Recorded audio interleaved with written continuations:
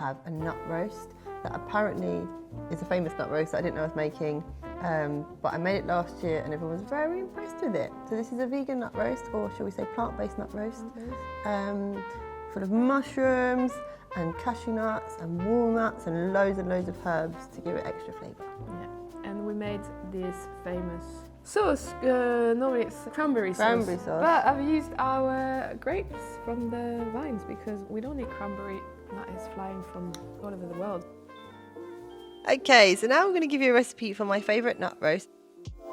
Place a handful of dried mushrooms, chopped and soaked, in enough boiling water to cover them. Step 2. Fry diced onion in vegetable butter or oil until slightly golden. Using your odd ends and dry bits of bread, you can make breadcrumbs. So I'm going to chop these up, throw them in the Vitamix, whatever it is, blender thing, and then make breadcrumbs which you can store in a jar, and we're going to use the rest for our recipe. Step 3. Place the dried slices of bread in a food processor and pulse until breadcrumbs. Add in the walnuts and cashews and pulse a little bit more until the nuts are broken into small chunks. Step 4. Put your breadcrumbs and nuts aside into a separate dish. Then place the chestnut mushrooms in the empty food processor and pulse until they're chopped up into small chunks, but not paste. Step 5. Add the garlic to the frying pan and fry for 1 to 2 minutes. Then add the mushrooms and fry for another few minutes. Then the salt, pepper and thyme and stir through. Step 6. Add the breadcrumbs, nuts and the dried mushrooms to the frying pan. Step 7. Continue stirring until the texture sticks together like a firm stuffing mix.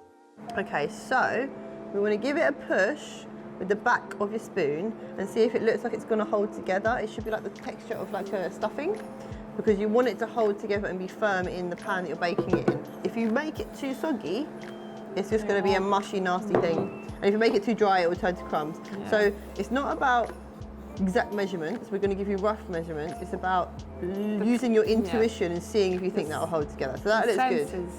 That looks good. So this sounds like a really thick porridge. Step 8. Place the whole mix into a suitable baking tray. I like to use a little kind of like bread loaf tray. It's perfect size.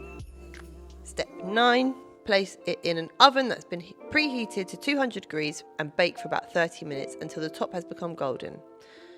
Serve with the grape sauce and vegan gravy. Bon appetit. Okay, merci Vicky for this. And now let's make a grape sauce. Step 1. Squeeze clementines with sugar and bring the pan to boil, and then add your grapes until it gets to a thick jam-like texture. Step 2 and last step, let it cool down a bit and it's ready to be served with the nut roast. Oh, bon appetit. There's something about the umami flavours of a main course that go really, really well with sour. And I would never do that, so I'm really glad you did that.